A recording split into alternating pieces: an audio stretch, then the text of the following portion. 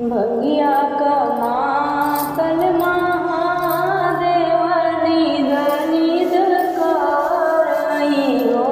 हे गौरा दासी दे तू मोरी पलंगरिया सोईती सुख निधरी हो।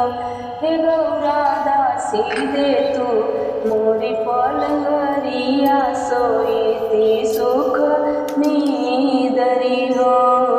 सोनवन कर मोर नैहर रूपवा के वाणी लागल रूपवा के वाणी लागल हो। महादेव सात वीरन कई बहिनिया से जरिया नाही आऊब हो। महादेव सात वीरन कई बहिनिया पलंगिया नाही दास हो। इतनी वचन महादेव सुने सुनाई नाही पाए सुनाई नाही पाए नी हो।